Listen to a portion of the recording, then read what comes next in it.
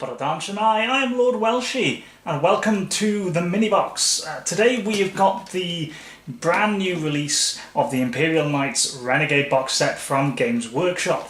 This is a re-release of the original 2016 box set that came out. It does have a few changes compared to the 2016 one, with updated miniatures, new rules for using the knights in 40k 8th edition, and some new scenery and terrain. The box itself is one of the biggest that I've seen from Games Workshop. It's absolutely huge. Now I imagine that's because obviously Imperial Knights are absolutely massive miniatures. So they needed plenty of space to keep all the pieces inside. I think each one is around about 120 parts each. So there's quite a lot inside this box for us to look at and work with. So let's get into it and see what we've got. So just while we're kind of getting into this, what's interesting is Games Workshop seem to have forgone the kind of full plastic wrapping around the box as they sometimes do, and they've just kind of used these stickers on the sides to show that it's been sealed. I mean, not a major concern I imagine for a lot of players, but I quite like the removal of that kind of wasteful plastic that just ends up in the bin, because it's not really one that can be recycled with the rest of your recycling. Most councils won't take it, so nice to see they're reducing that. That is some really nice box art. That's absolutely beautiful. Don't know why such a ranged-centric knight is getting so up close to a very close combat knight, but you know what? It's a very nice piece of artwork. So inside we have sealed here the kind of paint schemes, data sheets, information for the knights, and we've got the rulebook for the Imperial Knights Renegade game itself. This is a self-contained game that you can play outside of core tabletop 40,000, so it has its own rule set. And inside you've got the card divider with that fantastic piece of cover art there. That is absolutely beautiful. I really like that. That's a really nice piece of art. Then on the back, Imperial Knights Renegade, absolutely lovely. Yeah, I feel like I might have to put this up somewhere. That's very nice. And then inside you get all your lovely bits and pieces of the knights themselves. So they're all on these massive sprues. You've got the carapace here, the kind of shoulder pauldrons, parts of the plasma generator for the back of the unit, parts of the feet and the base in here as well.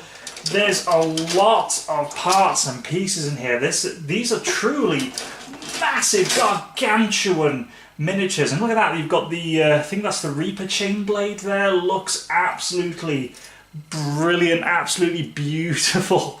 The level of detail is really impressive. You do also get multiple varieties of heads and faces to use for the knights, which is really, really cool. And look at that, look at the size of these. These are absolutely huge, absolutely massive miniatures.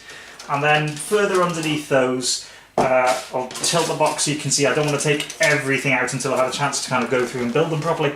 But you've got here part of this new terrain piece that's replaced the Sector Imperialis. It's like a Mechanicum kind of piece of terrain instead, as you can see from the Cult Mechanicus kind of symbol here.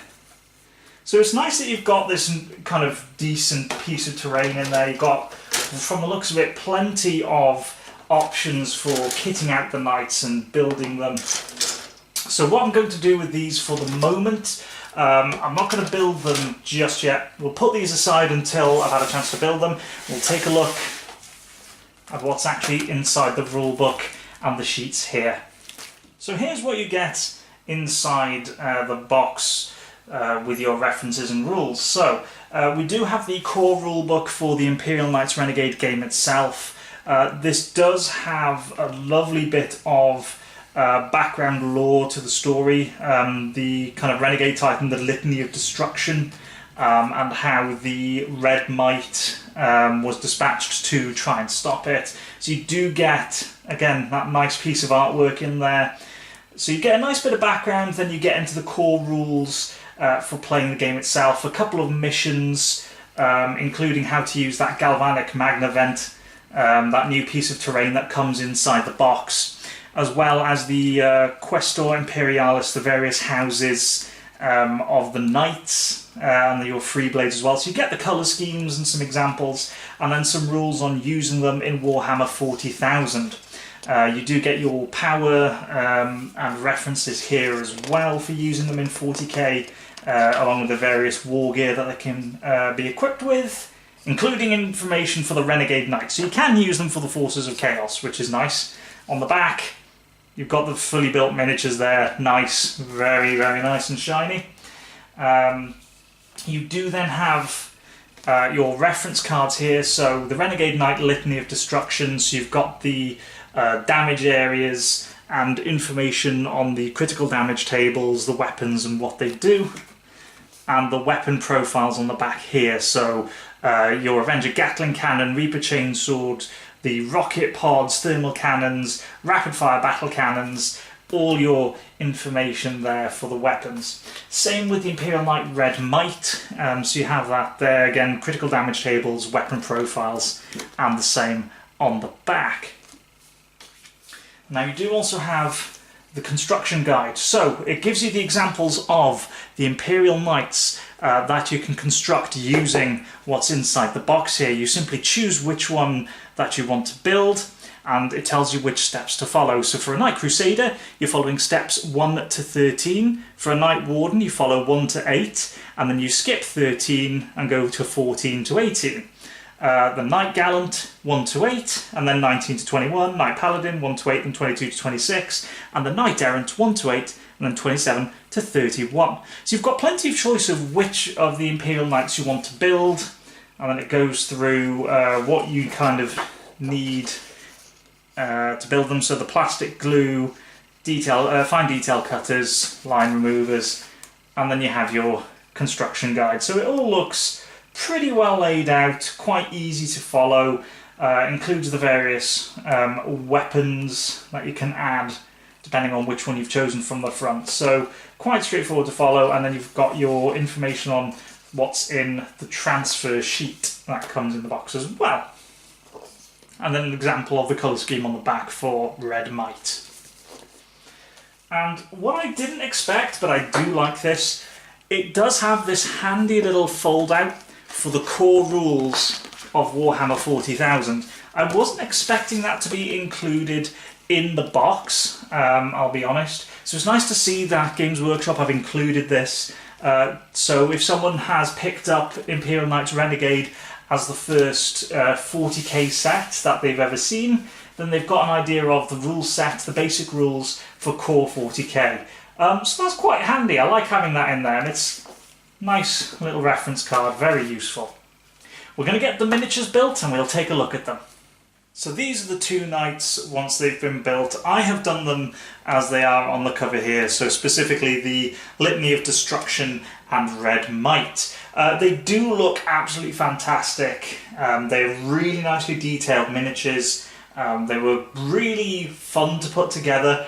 There's a lot of pieces to these. There's like 120, 140 pieces per model. That's not including the upgrades sprue that allows you to add a few different additions or a couple of different kind of insignias and so on to them. But I think they look absolutely fantastic. Now, I haven't built anything this kind of complex for 40k in a few years, so it did take me a little while. But the instructions that you get with the box set do make it incredibly straightforward to follow. They're pretty well laid out. It's quite clear what you need to do.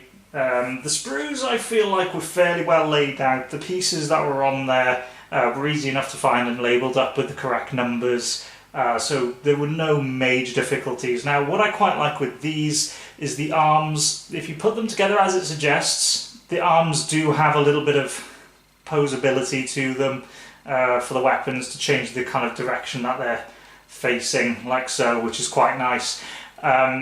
I suppose what you could do if you wanted to be able to kind of convert these quite potentially easily to swap the weapons out is you could magnetize these weapons options so you could remove them fairly easily. Same with these on top. The instruction guide recommends actually gluing these in so they do remain very much static, you can't rotate them. There may be a way to potentially magnetize them so you could rotate them without them kind of falling off mid-battle. You do have the two large oval bases to go with them as well, but you can see they're pretty steady on their feet without needing to use them. I would probably recommend putting them on the bases if you're actually going to use them in a standard game of 40k. It's probably worth just the extra stability of having them on there. I haven't put together the piece of terrain that comes with it, but it looks absolutely massive from the images I've seen. It looks really, really cool. But the main thing for me was these knights. Now, a lot of people are going to buy this set to get the two kind of standard Imperial Knights because it's cheaper than buying two separately. I think on Games Workshop's website the set is £120, which is fairly reasonable to get two of these. However, the site I got them from, which is Goblin Gaming, it was £96, so it was, you know, £24 cheaper. So that I was actually quite pleased with, very reasonable to get these two. But yeah, I really, really like them. I'm looking forward to actually playing this, and I think this is a good start for an Imperial Knight army for me for 40k. It's a decent starting point. I'm looking forward to maybe getting some of the Armiger Helverins to use later on maybe, and expand the army a bit. But yeah, I like what comes inside the box. I think it's decent value for what you get in there. There's a heck of a lot of spare pieces in the box still, like another chain blade and various weapons and missile fronts and all sorts. There's a lot still in there that you could use for kind of conversion projects. But yeah, absolutely brilliant. I really like these, and remember guys that if you'd like the content on this channel and you'd like to support the work that I do, and if you're looking to get Warhammer 40,000 kits or Warhammer Fantasy miniatures for up to 20% off the recommended retail price, follow my link to Goblin Gaming in the description below. I am an affiliate of them. This video was not sponsored by them in any way, just for clarification purposes. I just have an affiliate link. If you follow that, it does help support my channel, and you can get miniatures for a little bit less than you'd normally pay direct. Thank you guys so much for joining me on this one. If you liked it, hit the like button down below. As always, I'll catch you in the next video. Bye bye!